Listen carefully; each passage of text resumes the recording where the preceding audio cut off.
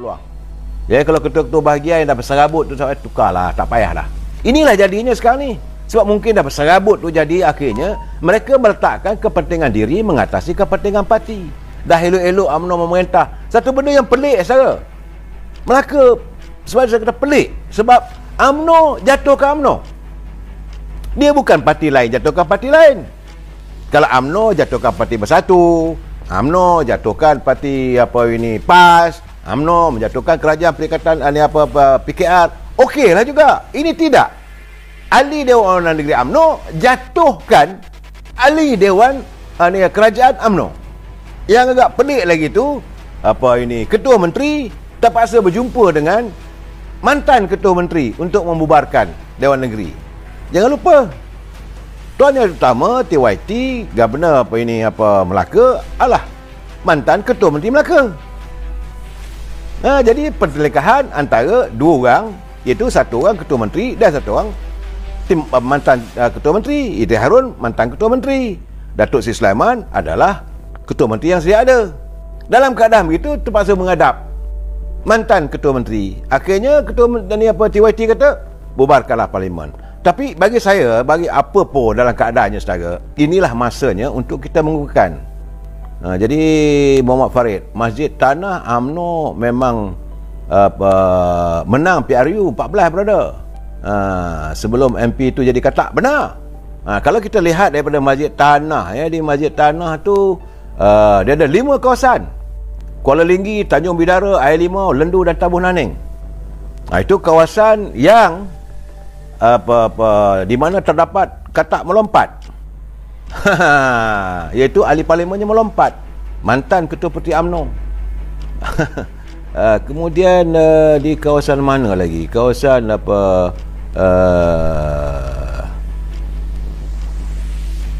kedudukan kita sekarang ni, itulah UMNO di Melaka. Jadi sebenarnya saya juga dapatan saya. Ini dapatan saya. Saudara jangan kecil hati.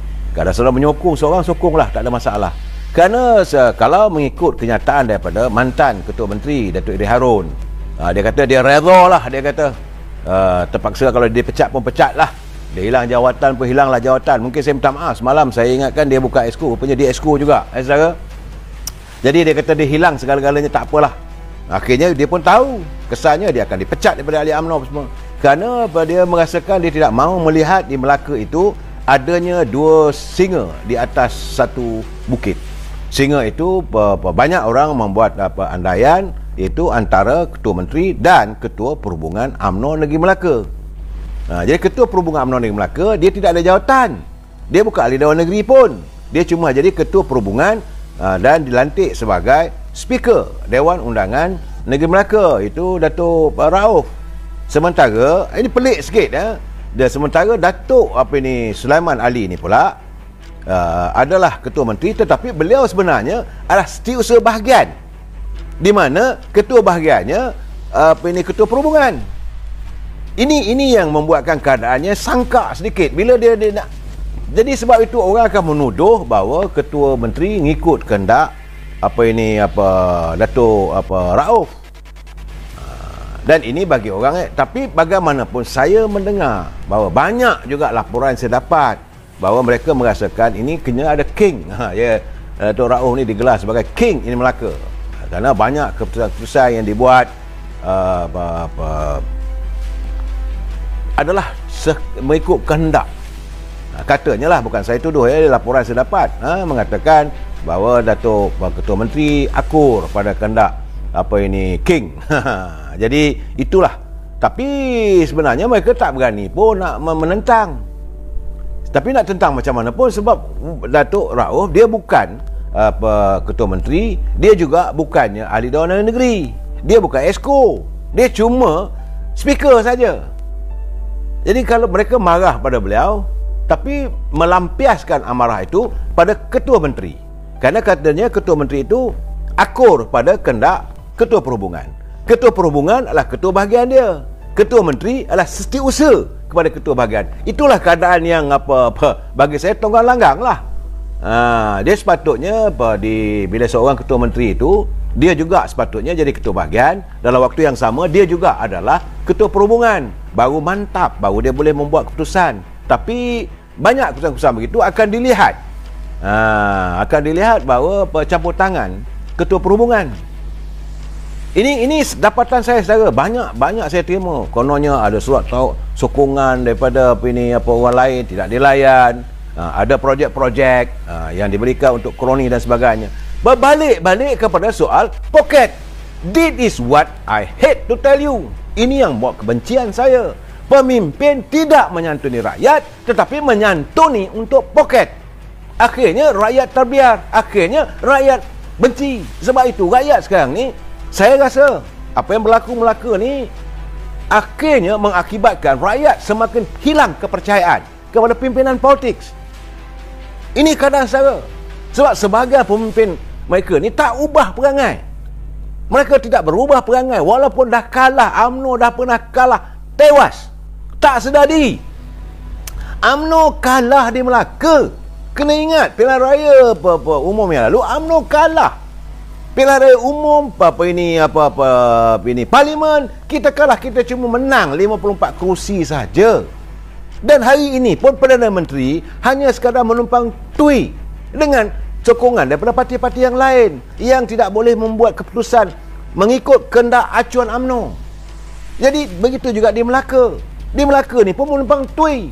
Apabila 4 orang aja tarik sokongan, maka ruyuplah kerajaan itu. Ini keadaannya. Jadi kalaulah pemimpin di peringkat bahagian di peringkat pimpinan negeri melupai realiti sebenarnya, rakyat memerhati. Kita ni dapat buat kuasa yang sementara, yang teramat sedikit, bukan banyak mana pun, menumpang sokongan daripada orang. Dan akhirnya apa jadi? Sebab itu saya kata, sebab lain tak ada bergaduh. Bergaduh pasal apa? Projek pasir lah, kontrak itulah. Sedangkan Melaka tu besar mana lah. Apa lagi yang ada? Sepatutnya pemimpin menyantuni rakyat. Kalau kamu kaya, kamu punya banyak uang, santuni rakyat. Ini masalah baku makanan tak kesampaian. Masalah duit yang sepatutnya disalurkan untuk bantuan prihatin dan sebagainya tak kesampaian sepenuhnya. Macam mana saya katakan, sepatutnya UMNO sepatutnya menjadi jentera, wujudkan jentera di tiap-tiap bahagian. Daripada pemudanya, ketua cawangannya, wanitanya, putrinya, ambil jumlah berapa ramai ahli-ahli UMNO dan juga rakyat. Bukan hanya terbatas pada ahli UMNO saja. Rakyat tanpa mengira kaum. Santuni mereka bahawa okey, orang ini dah dapat belum? Buat satu survey. Dan barulah Melaka ini dapat dilihat UMNO itu bergerak untuk menyantuni rakyat. Tapi tidak. Pimpinan bergaduh, bertelagah, lain tak ada kerana nak cari projek, kerana tak dapat projek. Malahan saya dengar pula kata ini seorang ahli Dewan Negeri tu, dia kata dia sebagai esko pertanian. Dia kata negeri Melaka tu dah kecil, mana ada kawasan pertanian. Dia katanya lebih kurang 76 ekar je lagi tinggal. 76 hektar saja kawasan pertanian, itu getah. Jadi bila berlaku pembinaan pelabuhan baru di melibatkan negeri Melaka, tentu melibatkan nelayan, tapi suaranya tidak didengari. Itu rungutan rakyat. Kenapa tak disantuni? Kenapa tak turun bagi penerangan? Saya melihat apa yang berlaku di Melaka semata-mata kerana pemimpin tidak mahu menyantuni ahli akar umbi. I put the blame to all the leaders. Semua. Sama ada ketua menteri ke, ketua perhubungan ke, ahli Dewan Negeri ke, ahli parlimen di Melaka tu dekat UMNO, semua itu lebih mementingkan diri sendiri. Tak disantuni rakyat. Akhirnya sekarang ni rakyat suka. Biarlah, inilah masanya rakyat akan menghukum. Kamu tunggulah. Anda akan tunggu, anda akan lihat bagaimana hukuman yang akan dilakukan oleh rakyat. Sebab mereka merasakan bahawa mereka terabai. Bila COVID menyerang, tidak ada bagi penerangan. Tidak ada siapa menyantuni, tak turun ke rumah. Saya yakinlah. Malahan ahli Dewan Negeri bagi setiap-tiap kawasan itu, dia pun tak tahu berapa jumlah rumah yang dia wakili. Sepatutnya sebagai wakil rakyat, dia tahu. Saya tadi berbual dengan satu orang, saya tak mau sebut nama lah. Saya kata, Yang Muhammad, berapa ke ni ahli rumah-rumah di kawasan you? Saya agak tak payah cakap lah, saya kata. Saya bila wakil rakyat saya tanya berapa rumah, dia tak boleh main agak. Saya kata tak payah. Don't tell me that you nak jadi wakil rakyat. Jangan bagi tahu pada saya you akan kekal sebagai wakil rakyat. You akan dipulaukan oleh rakyat. Tapi kalau benar-benar you menyantuni, you tahu berapa banyak rumah yang ada, berapa rakyat, berapa isi rumah. You are the leader. Barulah anda dilihat sebagai pemimpin rakyat. Kalau anda pemimpin UMNO, kena ingat UMNO itu partinya dari rakyat untuk rakyat. Bukan nak mengisi terbuluk anda. Saya put the blame. Walaupun orang kata ini sekarang ni kalau tak jadi macam mana? Oh, mula-mula Datuk si Presiden UMNO kata bubar parlimen, bubar Dewan Negeri. Kemudian sekarang ni berdarurat pula tak jadi. Itu jalan penyelesaian. Jangan put the blame. Jangan kita meletakkan kesalahan pada orang. Yang bagi saya letakkan sekarang ini adalah kepimpinan UMNO di negeri Melaka. Negeri yang penuh dengan sejarah. Saudara Zamri Serai cakap senanglah. Ini saya cakap memang benarlah, cakap senanglah, bukan ada masalah pun. Tetapi saya mengatakan bahawa pimpinan negeri, kalau mereka nak seribu daya, tak nak seribu dalih. Kalau nak betul-betul nak berkhidmat untuk rakyat. Kalau tidak, jalan terbaik tak payah bertandinglah kali ini.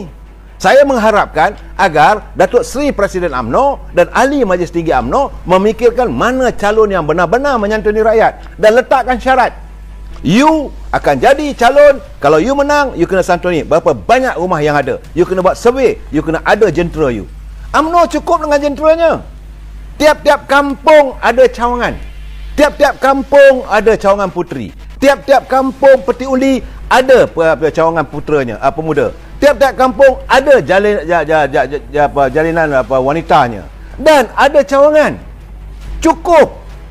Bukanlah maknanya you pergi sendiri satu rumah ke sana. Tidaklah. Tetapi boleh dapatan fakta-fakta dan menyantuni rakyat melalui jentera yang ada. Tapi kalau jentera tidak disantuni, this is what happening. Kalau contohlah saya katakan, contoh dia pilihan raya untuk kawasan Don Rim katakan. Ada rumah lebih kurang 5,000 rumah. So, dalam Rim itu berapa kampung? Kalau tak tahu kampung, beratlah saudara. Ada wakil rakyat saya tanya, ada berapa kampung? Agak-agak saya lebih... Bila dia kata agak-agak, saya kata tak payah. Tak payah jawab. Saya tahu dia nak bohong saya. Saya don't want to get lies. Saya tak mahu saya dibohongi. Ini keadaan saudara. Sebab itu sekarang ni, kalau nak main politik, main betul-betul. Sebab itu saya mendapat, bukan saya tak dapat laporan, semuanya berpunca kerana King. Bukan hanya King, ramai lagi yang terlibat saudara. Lain tak ada masalah poket. Memang saya tahu, saya tidak maulah membelasah sesiapa pun. Bagi saya, apa yang berlaku di Melaka ini harus dijadikan sebagai tauladan untuk pimpinan yang lain. Semasa anda berada di anjung kuasa, maka taburkanlah bakti sebagaimana yang diperlukan. Rakyat dahagakan pembelaan. Jangan anda melakukan tindakan yang menghancurkan hati dan perasaan rakyat. Ini yang saya katakan. Saudara Hussein Shah, wakil rakyat, makan tidur. Saya nak saudara menggamit amarah saya sebenarnya. Memang ini yang terjadi saudara. Bukan hanya makan tidur, mengumpul harta, mencari projek. Apalah salahnya disantuni rakyat?